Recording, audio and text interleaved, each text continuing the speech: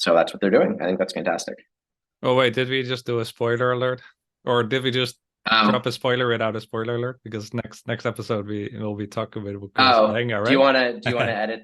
No, Yeah, no, no should edits, no we? edits. Okay. No, no, I'm just Yeah. giving a heads up to the audience, Like Oh, we will yep. be together in Yeah. another episode.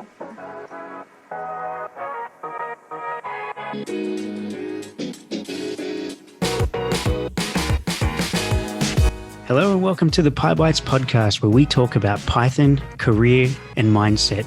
We're your hosts. I'm Julian Sequeira. And I am Bob Beldebos.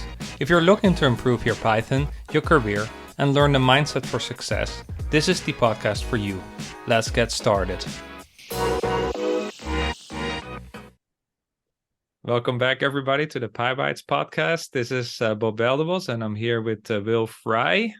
Will, how are you doing? I'm doing great. A little tired, new baby, but otherwise hanging in there. How are you? Congrats. Yeah, Thank you. happy to hear. And Yeah. just checking, we're recording.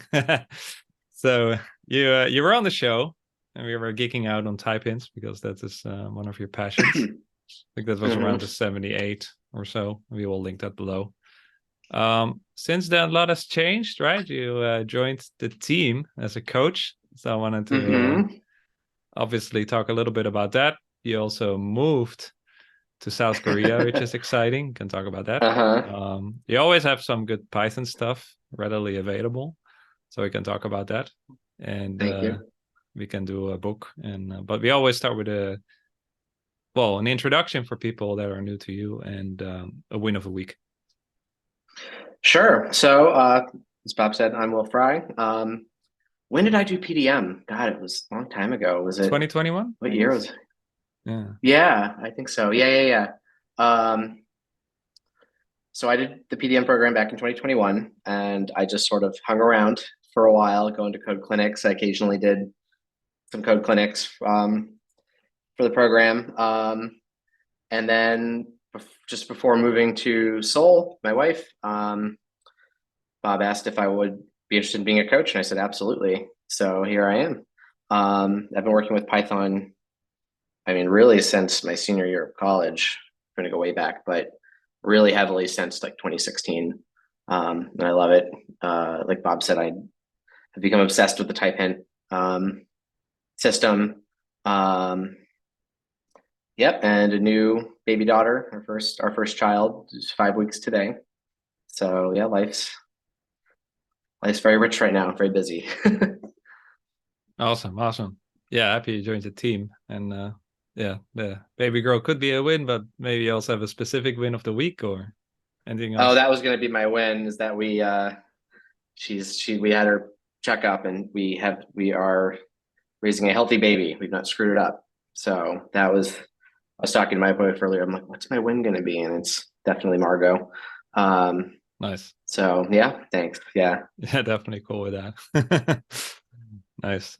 Yeah, so recently you transitioned into Pybites coach as well. Do you want to share how that transition went and your experience so far? Yeah. So I've had one student who's fantastic.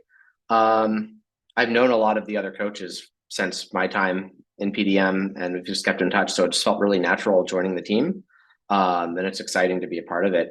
I really enjoy teaching, tutoring, and just like kind of watching the light bulb turn on in someone's head when they get something, and then being a part of that. So it's just been really rewarding. So it just feels really natural, and I'm excited to be here. Yeah. And I like what you bring to the team and how we all have our own specialties and how these synergies happen, right? Yeah, and I'm selfishly looking forward to learning a lot from the other coaches as well. So Nice. So you did recently a clinic on some cool refactoring you did, right? Did you yeah, it was a find while a ago, but generator occasion to use a generator, the send method and all that? yeah, What was that about? So when I was first learning Python, you read just about any just past the beginner level in Python, they'll talk about generator expressions where you have yield and you like def something, and then in that in that function body or method body, if it's in a class, you have a yield statement that turns into a generator expression. And most of the time you use that to just like iterate over things lazily, without having to load everything into memory. And that's a whole nother rabbit hole we could go down. But they also, excuse me, give you the send method where you can send things into the generator. So you can either get things out or send things in. You can do both. That gets confusing, but it's cool to learn about, but it feels very academic because you're like, okay, when am I ever going to use this thing? And I remember I was parsing through a very large XML document, and I wanted to break it down into multiple like CSV tables, basically parse through each row, and depending on something about, or I guess parse through each element in XML, depending on some attribute in there, send it to one file or another. And that kept growing because, first there was like only one type that was easy, then there were two, and there were three different types I needed to deal with, so on and so forth. So that turned into a ton of repeated code because you had all these nasty, like with, open first file for the first table, the second file, third file. You had to manage the CSV formatting because if you wanted it uniform.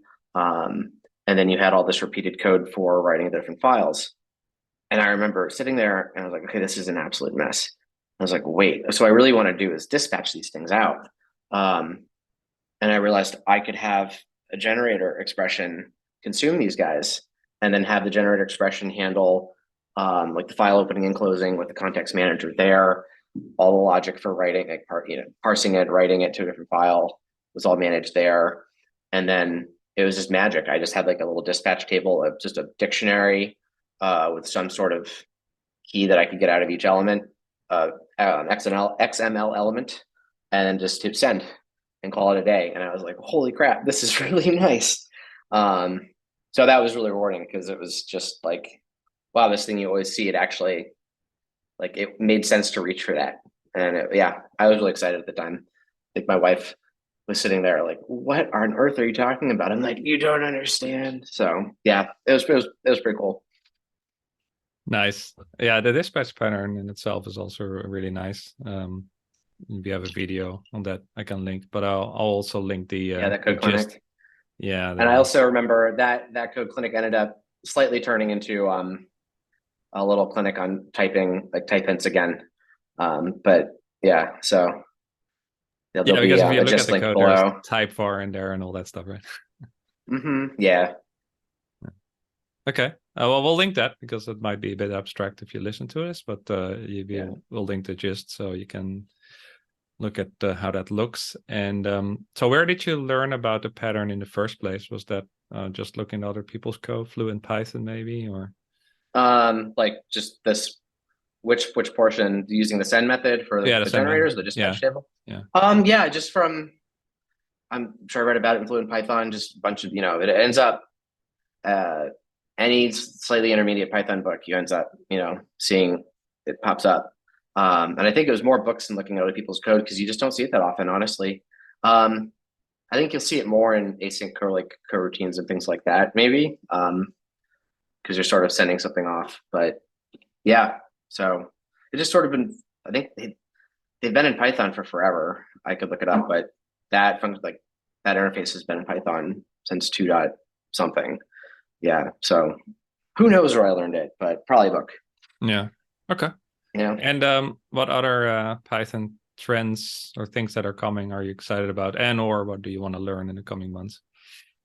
Yeah, so I know they're doing a bunch of work to make like the type system a little more ergonomic, especially with typevar, like typevar. And I think the way that you defined like bound typevars, because a lot of people, they understand that idea, but then writing it out correctly is a whole ordeal. And so I'm looking forward to a lot of the improvements to the typing system to make it a lot easier to use and a little more user friendly.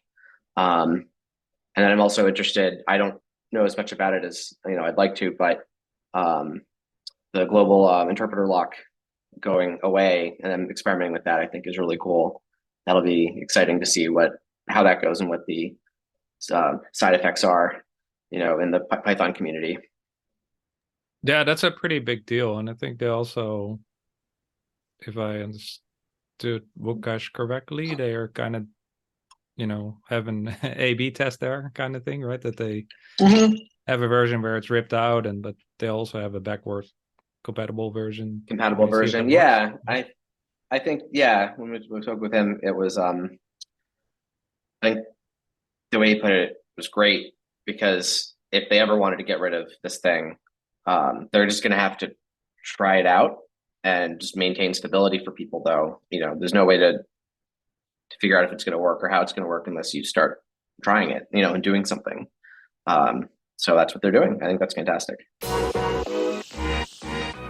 Ever bought a course and saw 0 results? I've definitely been there. There are very great courses and materials out there, but if you don't implement, nothing will change. But with Pybites Developer Mindset Coaching, it's a whole new game. In just 12 weeks, you transform from a Python intermediate to a pro. How? Through one-on-one coaching, building real applications, and mastering advanced Python techniques. Our hands-on approach isn't just about learning, it's about doing and achieving. Get certified, boost your career, and join an empowering community. Apply for the Pybites PDM program now. Check out the link in the description below. Oh wait, did we just do a spoiler alert? Or did we just drop a spoiler without a spoiler alert? Because next episode we will be talking about Lenga, right? Do you wanna edit?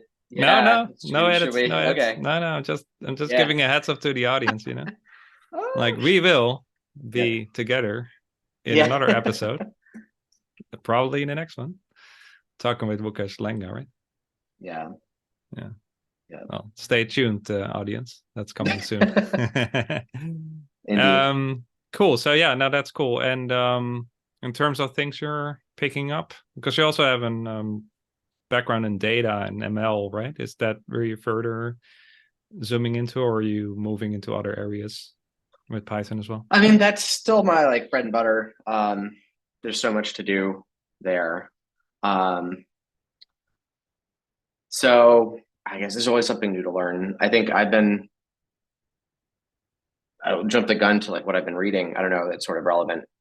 But I got picked up this book a while ago, and I started working through it, and my life just got too busy. So I picked it up again, Algebra-Driven Design, by Sandy McGuire. And it's sounds heavy. It's very functional. Yes, big one. I forget where I saw it. Maybe it was Hacker News. But it's very functional. But it's interesting because it's talking about how to design interfaces and design software based on the sort of inferred algebra of whatever objects you're manipulating. So I've just been interested in sort of more of the software design aspect lately. I mean, I think that can improve, if you're front end, back end, data scientist, a machine learning engineer, the data engineer, it's relevant. It covers everything. It just helps you write better code and design better software. So that's what I've been interested in lately. Yeah, I think it's also this set of timeless skills, right? Like how to better design software architecture. You just start thinking about things, and I feel like it's really fundamental, and it helps just everywhere. Yeah. Do you have another resource recommendation for that?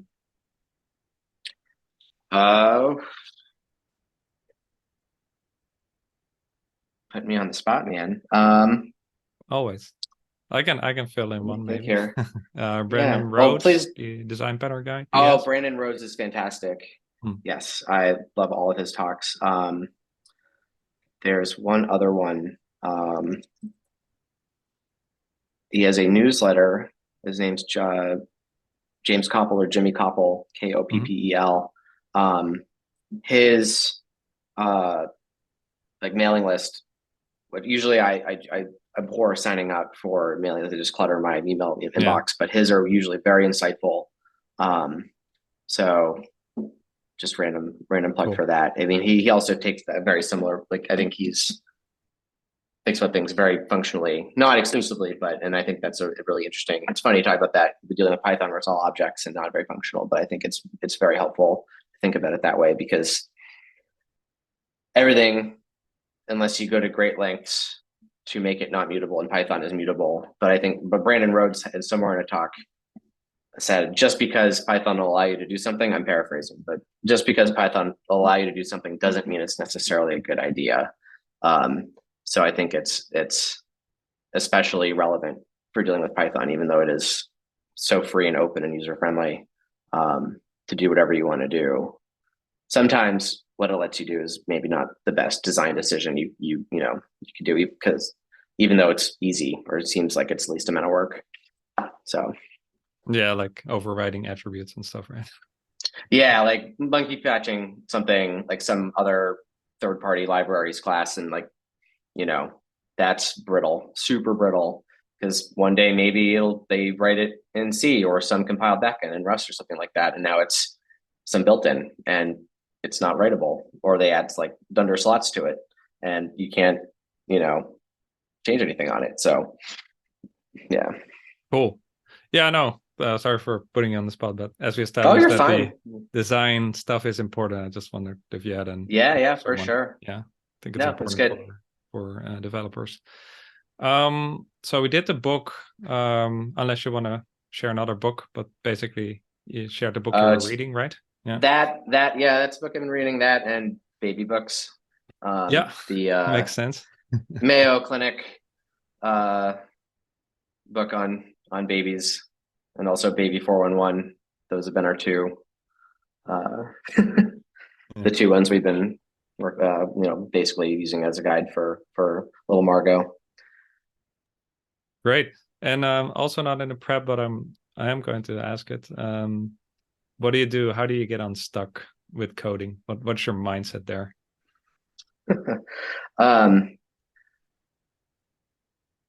I do one of two things, and they're like opposite of each other. I either put it down, and at least back when we were in the States and Becca wasn't very pregnant, so we could just take the dogs out on a walk, leisurely walk. I'd be like, Becca, you're going to be my rubber duck. And I would start explaining it to her. And then that would usually unstuck me about if there were like multiple approaches.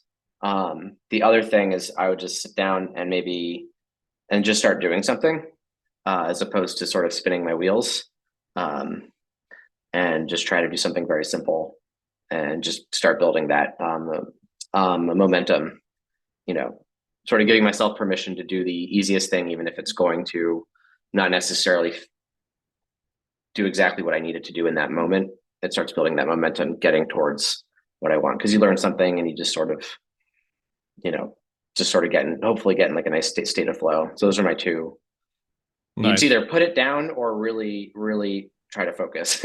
Yeah. So try to verbalize it and breaking it down into smaller chunks, and then solve a small chunk, and then you get some magic flow going. Yeah. I think also with talking to her, it doesn't, like with Becca walking the dogs, I'm not sitting in front of the computer.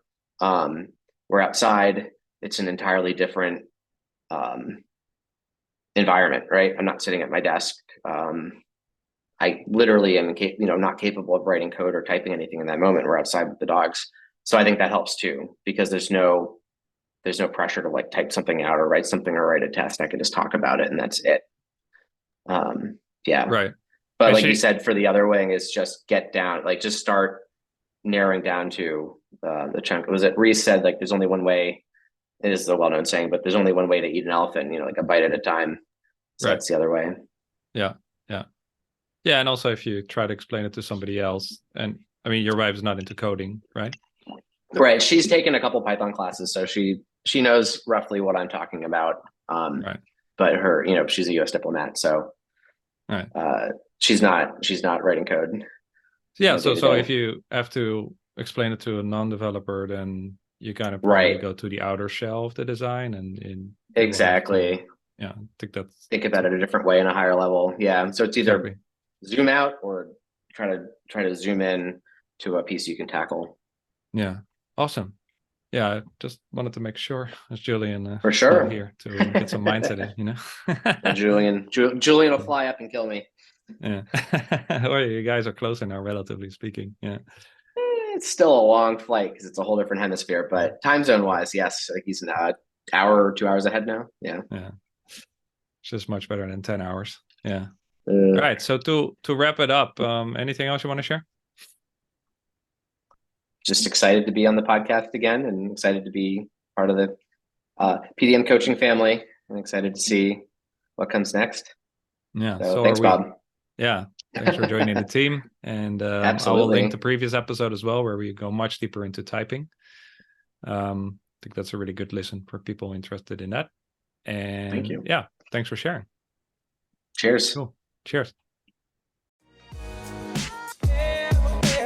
We hope you enjoyed this episode. To hear more from us, go to Pybites/friends. That is pybit.es/friends, and receive a free gift just for being a friend of the show. And to join our thriving community of Python programmers, go to pybites/community. That's pybit.es/community. We hope to see you there and catch you in the next episode.